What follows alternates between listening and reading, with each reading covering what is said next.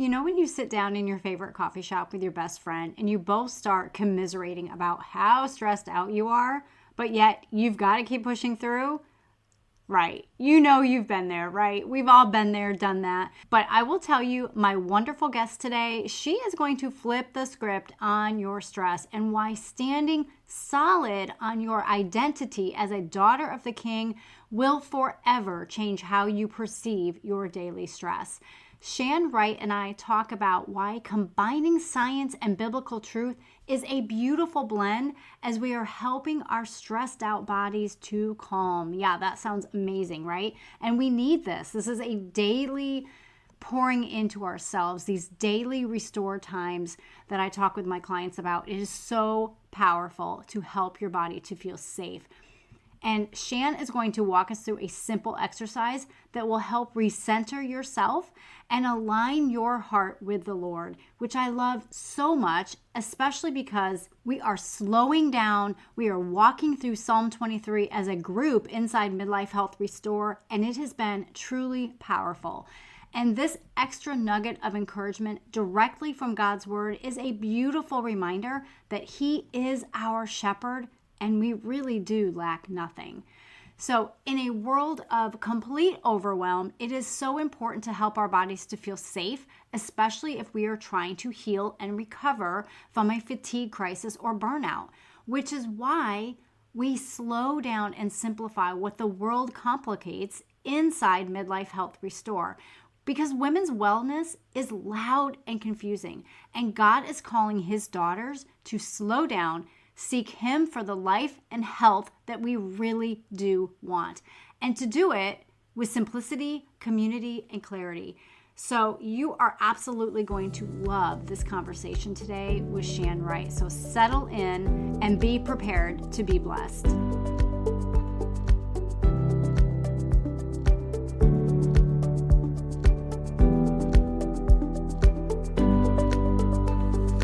Hi, everybody. It is so good to have you back here on the Treasured Wellness Show. I am your host, Michelle McCoy, and I love to bring other experts on the show as well to help you care for yourself well in this midlife season. And so that said, let me tell you about my amazing guest today that I have. Shan Wright is the daughter of the King, mom to 4, wife of 14 years, registered nurse of 19 years. She's been an RN for 19 years. And she is a passionate holistic nurse coach. So after walking through her own experience with postpartum anxiety, burnout, and perfectionism, as a working mom, she leveraged her 7-year transformational wellness journey into a life-giving mission to help other moms do the same. She also hosts the top 2% globally ranked podcast called Holistic Moms. Go check that out. It is amazing, where she is sharing honest, real stories, powerful tools, and holistic habits for intentional, peaceful caregiving. We all need that, and you are going to love this conversation today. So welcome, Shan. Hi, thanks so much for having me. I'm super excited. Good. Well, I'm so glad to have you here. We have had some great conversations off air and on air. And so I'm curious, what are you treasuring currently right now in this season of life? Oh, yeah, I knew. Okay. Well, very currently, like in September of this year, I am truly treasuring my walks with the Lord. So I like was just telling you the weather has been absolutely beautiful. In the Midwest here, we get really cold and we get really hot and humid in the summer. And so these are my favorite days of the year. And I think I'm probably going to hit like 500 miles this month, probably because I cannot stop walking outside. And I just tell my kids and family fiend for themselves and I'm gone. And that time is just so sweet. I spend it in all different ways, whether it's praying or worship or, voxing a friend or a podcast. So I just love that time. I agree completely. So wholeheartedly. I will pop earbuds in and have nothing coming out just Yeah, I because did we that have this morning. We Yeah. have a lot of people walking in the neighborhood often, and sometimes I just want it to be me and Jesus, Yeah. and I just want to, like, you pray and think and get those God nuggets. And so, yeah, sometimes it looks like I'm listening to something, but I'm really not. I'm listening to the Lord and just Yeah. enjoying. We can use more of our senses when we're out just in nature and it's quiet. We're Mhm. not consuming more information. Yes. So, Yep. which, yeah, Exactly. really, really helps us to release the stress and the anxiety and help us during our fatigue, high functioning fatigue, burnout, stress, all of that. So, I love that so Yeah. much. I would really love to just dive in with your story. What brought you to the specific work that you're doing right now with moms and caregivers and burnout and stress? Like, what brought you to that? Yeah. Well, okay. Trying to think how to wrap it up because it really started when I was just a little girl, um, dealing with my own anxiety and perfectionism, which I just thought I was, being a good little girl and living this life the best that I knew how, which was being quiet and sweet and obedient and not ruffling any feathers and making waves. And it led to a life of striving for perfectionism. And I also thought that was a good thing. And then I got to college and realized when I got my first C, and that's not perfect. I mean, I'm used to the A's, and that C was like, okay, you're not perfect and you're not going to get straight A's here in college.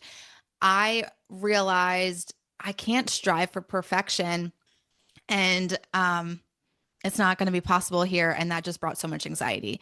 I was just whew, like I think back to my college days and I'm like, wow, I probably was such a handful to be around because I mean, you're supposed to be having fun and making friends and just living away from home and having the time of your life. And I was so anxious because I didn't know how to be perfect in that scenario.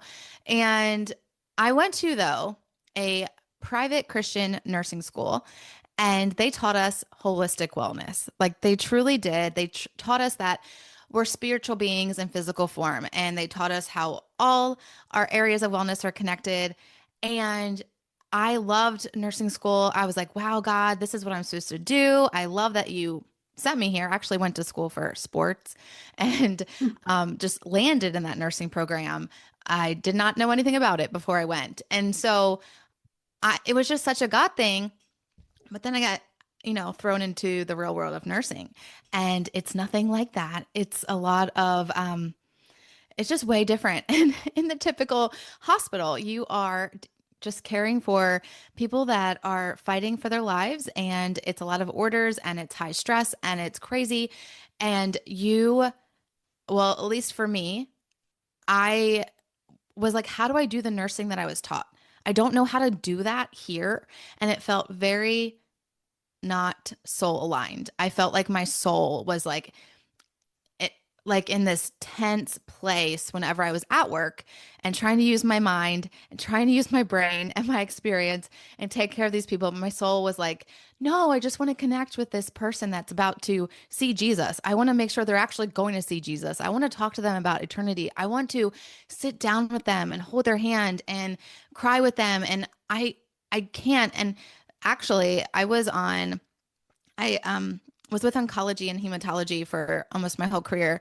And so I did have a lot of patients that were on their deathbeds. And that was, I think it was a slower pace of taking care of those patients.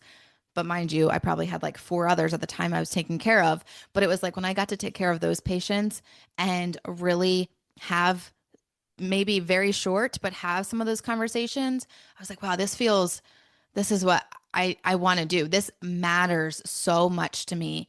I like to think about someone's spiritual wellness and to help care for that. It's just, I knew that's all that matters in this world. Like when they're going somewhere very soon, I want to do my part in caring for that. So anyway, I went forward with um, my nursing career, but I think I was burnout very quickly. And I would go to the seasoned nurses, and this was like in my first 6 months, and be like, is this how it's always going to be? I don't know if I like this. And they're like, just give it a year and it might not get better, but you're going to get used to it, you know? And I just never got used to it. It was just, I was burnt out. So I decided to do travel nursing. So 2 years into my nursing career, I went as a traveler and I traveled the country. And I love that because it actually, being that it was, yes, it was very stressful. You were thrown to the wolves as soon as you entered the floor. You were supposed to know everything, what to do right away. But there was a good element of fun. So us travelers would get together and we'd have fun off off shift, and that balance was something I was not used to in my real life at home where I was from and had my family and my friends and my settled career. I just felt like fun was not part of my everyday life because I was so stressed out, so burnt out. And so Mhm. I realized how to have fun with these strangers really that turned into friends. And but anyway, I was in nursing for a while. Had my second baby, went through, yes, my second bout of postpartum anxiety because I had it with all four. And God was like, now's the time to lay down nursing. That was a really, really hard decision for me, being that my identity was wrapped up in nursing at the time. And so I reluctantly laid it down, became a stay-at-home mom. And then it wasn't immediate. It was a couple of years later. I went on my first round of holistic healing. God really revealed to me that I had anxiety and I had it my whole life, and really helped. That was like my pivotal moment, my breakdown moment after my third baby. And it was, my eyes were opened to my postpartum anxiety, but also how it was riddled throughout everything, every story. And I kind of surrendered at that moment and was like, I want peace, God. How do I get it? And He very simply, very kindly broke it down for me. And so fast forward, then I had my fourth baby and I was like, I'm healed from anxiety. But then postpartum came and it was also 2020. So I experienced again Mhm. another bout, but I had tools and I knew I just needed a little bit more courage to implement them. I just needed a little bit more decision, like choose joy today, choose to make this step of healing and take this courage. You might be fearful, but move forward in the fear, and this is going to lead you to healing. And so I learned in a whole new way how to heal. And then I was actually thrown into, not thrown, that's a word, that's a bad word, it kind of landed on my lap nicely, a network marketing company. And this felt so good because I needed adult communication. I needed friends. This is again 2020. I felt like a nurse again. I was like, wow, I get to talk to people about their health and their wellness. And I love this. And that was just the first step of getting me back into nursing. And God did it very slowly and kindly, step by step, led me back to now what I do. A long answer to your short question, but now to what I do, which is holistic nurse coaching. It is the nursing that was designed for my soul. It is holistic nursing with however you want to do it. I'm doing it now as a private practice, but I get to help people with their holistic being and not just push pills and not just take orders and not be in that stressful healthcare. Yes, bless the people that do that, but that wasn't aligned with my soul. And this is now the kind of nursing that I do, and kind of the long story short of how it led me there. I love it. I love that so much because, well, here's the thing. We all have a journey, we all have a story, and it all leads us to why we have the passion to do what we do, why we've started our businesses the way we have, why God has brought us to that. And yeah, I couldn't get out of conventional wellness. That doesn't even make sense. Conventional medicine fast enough, honestly. And even when I was a late teen, I worked in, the conventional nursing home as a CNA for 3 years. And it just, it's a totally different environment, right? And it's that go, go, go, go, go, do. You're round the clock, 24/7 almost mentality Mhm. of revolving door care. And again, I use that word a little lightly. Um, so I love that you went through that journey. God showed you, and then He allowed you to come back into what was really your core, what really Yeah. lit you up. I love that so much. And I would say that you had to kind of go through an identity journey then. Obviously, you had to recognize and release the identity as a nurse Hmm. and really pick up the identity as a daughter, if I if I dare say, right? Yeah. So that is something that I know we both help our clients walk Yeah. through, their identity. It changes everything. It Hmm. changes it's everything when they know who they are and whose they are. And, women are just so stressed out and on the edge of burnout all the time from the going and the doing. So, talk to us about how knowing who you are, knowing your identity, your true identity as a daughter of the king, how does that reduce the stress that women are feeling? Oh, yeah.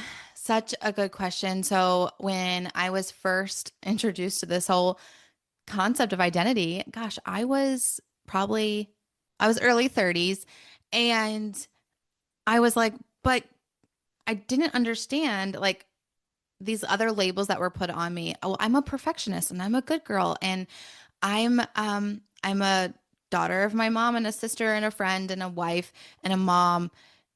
But I worked so hard for this identity as a nurse, and I deserve to wear that proudly, and don't I deserve to still call myself a nurse? God, I know you want me to lay it down, but how do I introduce myself as not being a nurse? Because that has so much been a part of me, and I know I was made to be a nurse. And it took honestly a full year. It took a full year of conversations with God and reading his word and learning about identity to learn that that's a job and a role that I play. And even being a wife and being, because my whole struggle was, wait, I'm going to lay down nursing and I want to be a stay-at-home mom. Like that was a hard for me as a high achiever and someone who, is a doer. It was hard for me. And he was like, no, actually, that's not even what you're made to be either as a mom. Like that's a gift. I've given you these children as a gift. It's a blessing that you get to be a mom. That's not your identity. And being a wife, that is a gift as well. Your marriage is something to steward.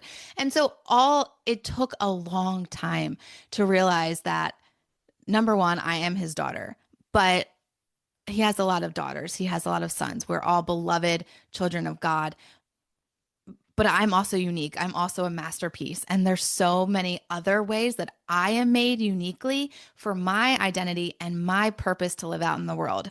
And so that has been a longer journey to discover, longer than the year. In that year, I came to grips with, okay, I'm a daughter of God and I'm an heir to his throne and I have a crown on my head and I'm worthy to care for myself, not just care for my children and my husband. I have to care for me too. I have to love me. Like that took a year. Then from there, it wasn't until I was, I think, 36 or something. And it was on Epiphany, January 6th, one of my favorite days of the year.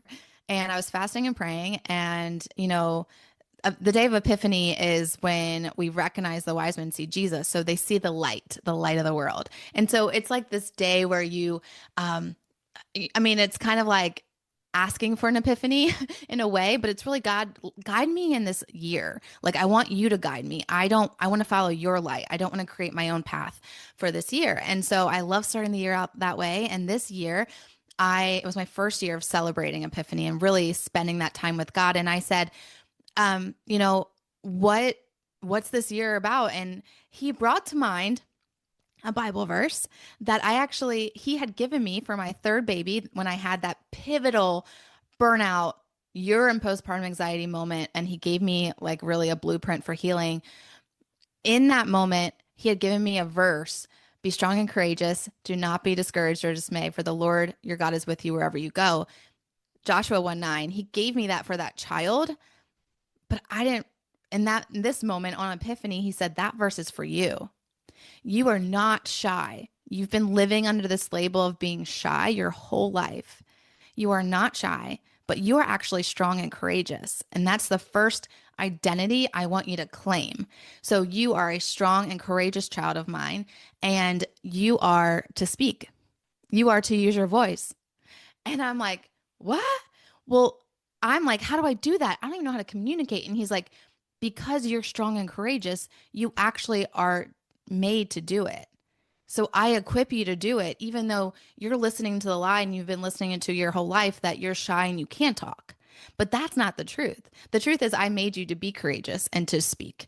And so that was the first identity I kind of like learned how to put on. And then the other one was actually what my name means, which is wise one. And I was like praying about that. I was like, does my name signify um, a way that you made me and my identity? And he's like, yes, you are wise through me, but you're a wisdom sharer. I need you to share the wisdom that I impart to you because I love to take in information. I love to input. And he's like, I want you to output it. Like, I want you to share it with others as a way to encourage and to uplift my people and my daughters. And so he called me a wisdom sharer. And that is how I've built my business, my purpose, what I do is based off of my identity. If it doesn't align with those things, then I'm out of alignment with my identity. So it's not a job, it's not a role, it's not being a mother and wife. It's actually just uniquely to me and how he made me as a masterpiece. And so, yes, that is exactly what I teach my clients, just as it changes everything when you know your identity and how you are made. And it's also a process. You're continuing to learn all the time. Always. Yeah, it's the process of sanctification, right? It's Yes. what I call like walking this life out with God, capital WITH, with him, fully linking arms, hand in hand, keeping him at the forefront of your mind every minute of every day as much as you can, not just when something goes wrong, Yeah. right? As we tend to do sometimes. So, yeah, I think that's awesome. That's really, really important information. And so many of us struggle with our identity and our purpose.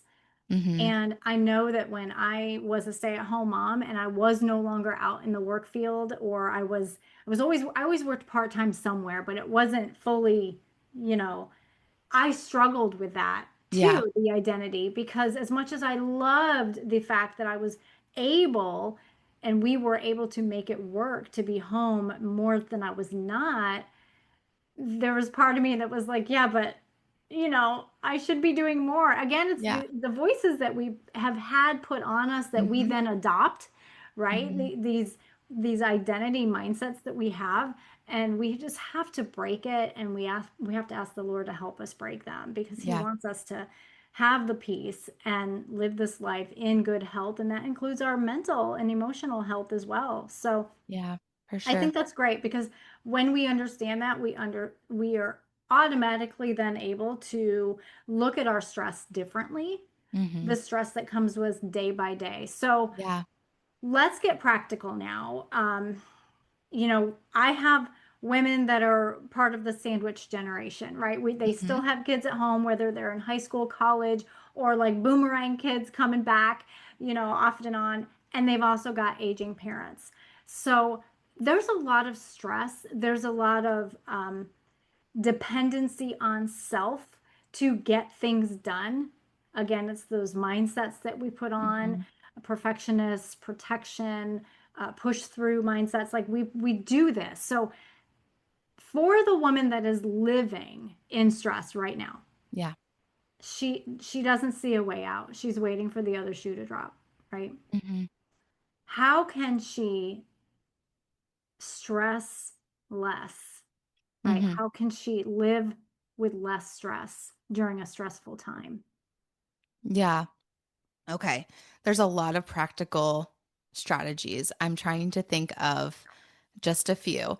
Um, I would say one of the first ones is thinking of this person who is in the sandwich generation.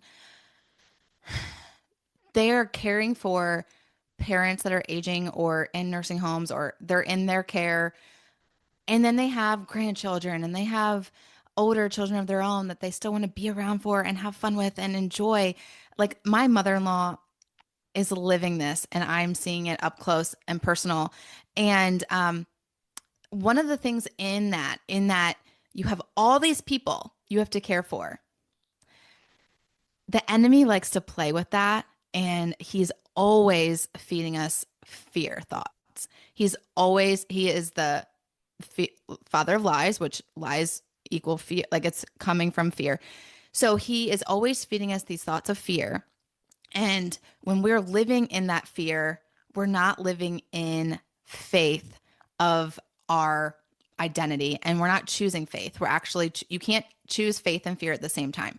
So if you are, this is actually a practice I'm doing, but I would encourage this as a practical strategy to do is to wake up first thing in the morning. You have a lot on your plate, you have a lot of people to care for. Go to God in prayer. You can journal it, you can write it down. That's probably best. But if you don't have that moment, just in your head, pray out loud, pray. Have a conversation with God. God, reveal to me what I'm afraid of right now. Like, what is burdening my mind? Is it, I'm afraid we're not going to make it to this doctor's appointment on time. I'm afraid they might fall today. I'm afraid I'm not going to be able to see my granddaughter's d- ballet recital. I'm afraid I'm not going to, like, whatever it is, it could be even deeper than those, whatever it is, voice it no matter how little or big you think it is. Voice that fear or that worry. It might just be, well, I'm not afraid of it. I'm just worried. It's the same thing. It's the same thing. Just say it to Jesus and then ask him, you don't have fear for me, God. You only have faith, and you want me to take up faith every day instead of fear. So, what faith action do you want to replace with this fear that I have? What do you want me to have instead of this fear? And just have a conversation with God about it. And He's going to give you I want you to know this, and then I want you to do this. And it's going to be so small, practical, real to you. Like I said, I'm practicing this, and I learned this from Jamie Winship. He's like the king of identity. And so I've been practicing it from his book, and it is like, whew, so peace giving first thing in the morning. You were just like, okay, I feel so much better. And maybe the fear creeps in. Maybe it's not maybe you wake up all calm and collected and clear headed and you're feeling good. You've had your prayer time with God and you feel so good. Then it comes at you. Then the stress comes. Then the first tragedy happens for the day.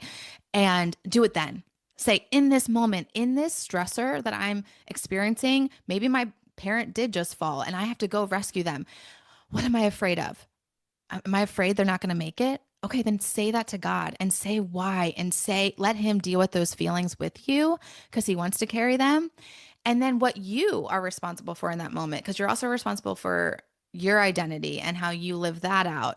So it's also like, as a peaceful spokesperson, which is one of my identities, how do I live that? How do I be that in this situation? How do I be that in this stressor? And so as you learn your identity and as God reveals it to you more and more, that's the other question you ask. In whatever stressor I'm experiencing, big, small, medium, how do I be my identity? Because we don't know. We don't know how God made the masterpieces, right? We're all a masterpiece. We don't understand how his brain works and how he knit us together.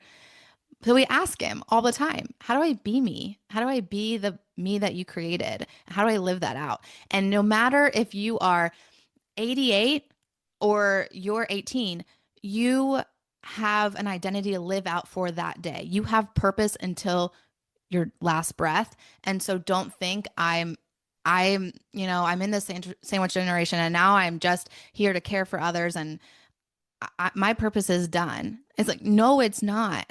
You are still so worthy of care too. You need to be cared for too. And find that rest and peace by asking God for it and what you're supposed to do, what you're supposed to know and do about who you are. Yeah, and self-care is not selfish. It is actually biblical, and Jesus modeled this beautifully for us as he went away quite often to be alone with the Father, to Yeah. center himself, regroup, and just reset and just refill with the Father. And so I love that. That's very practical, that's very doable. And I love that it's as soon as we wake up in the morning, because sometimes we feel like being hit with a fire first thing in the morning, right? Especially if we do still have kids at home or grandkids, you know, aging parents maybe living with us, all of that. It seems, and if we're still trying to work a job, right? Like it's just a lot. Yeah. And we're waking up. Some of us are waking up exhausted, feeling like we didn't sleep because our brain is just Yeah. constantly going all night long, just worrying and stressing about things that we really can't control. And so bringing the Lord into it will always bring us that peace.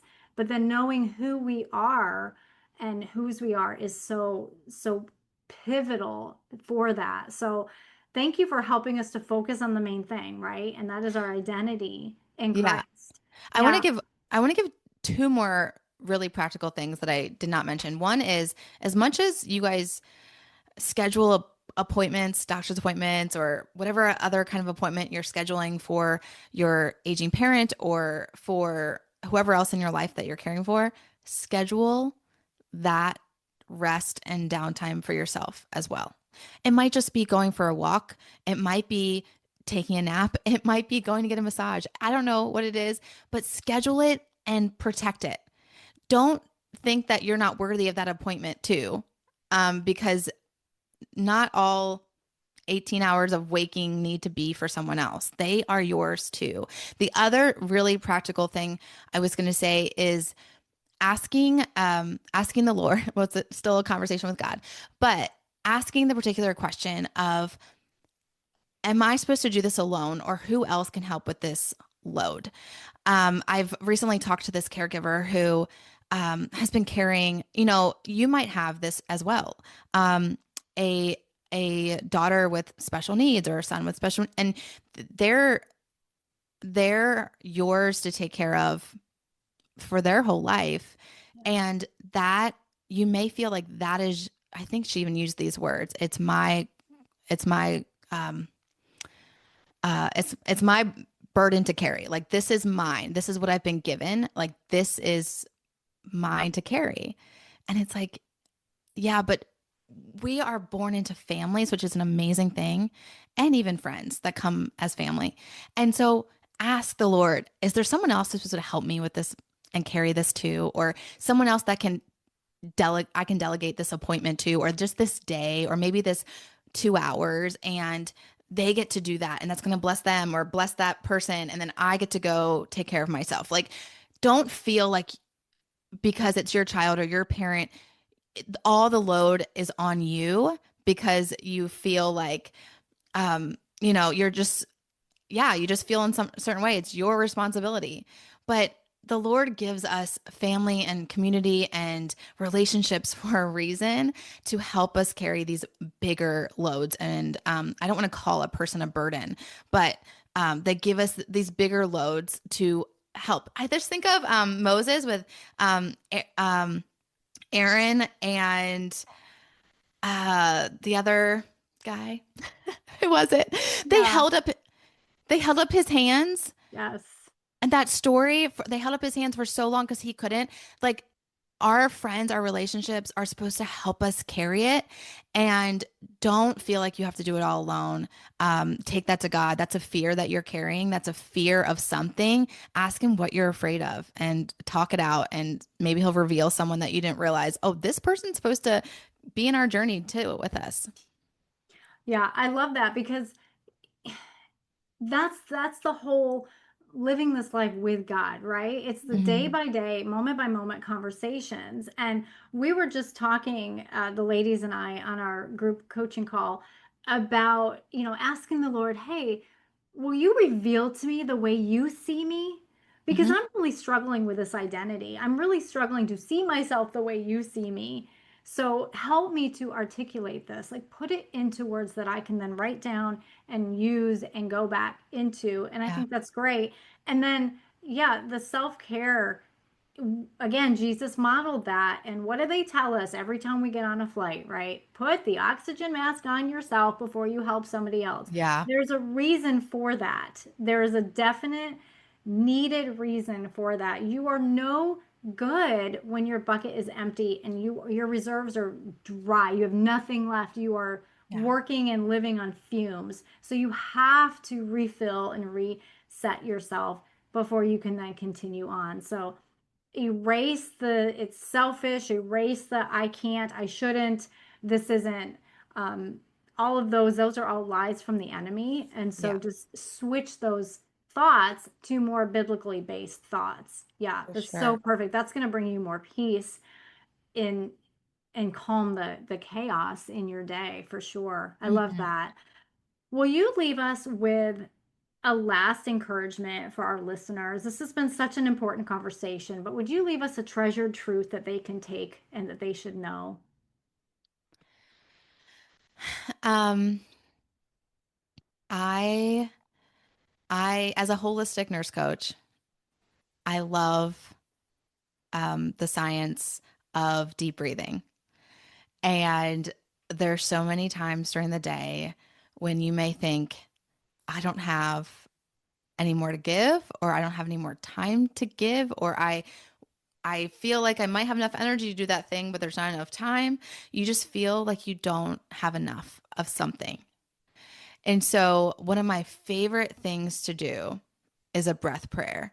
So, you're combining the science and the practicality and the efficiency of deep breathing because it doesn't have to be long. It can be 3 deep breaths. It lowers your heart rate, it increases the oxygen to your brain, it does so many things inside your body. And combining it with prayer, because when we can talk to the peacemaker in our moment of stress, he will make everything better. And it's a simple, you can make your breath prayer with the verse that speaks to you. But the one that has helped me the most in burnout, the one that has helped me the most as a high achiever, perfectionist, or just a stressed caregiver is the Lord is my shepherd. I lack nothing. Nothing. We don't lack anything as a daughter of God. We don't lack time. We don't lack patience. We don't lack energy. We don't lack brain power. We don't lack anything. And when we believe that, we actually live it. But we have to say it over and over in order to believe it and tell our brains what to believe. And so it's a process of inhaling deep, saying out loud, because you got to tell your brain what to think. So say it out loud. The Lord is my shepherd. You exhale. On the exhale, you say, I lack nothing. And do that.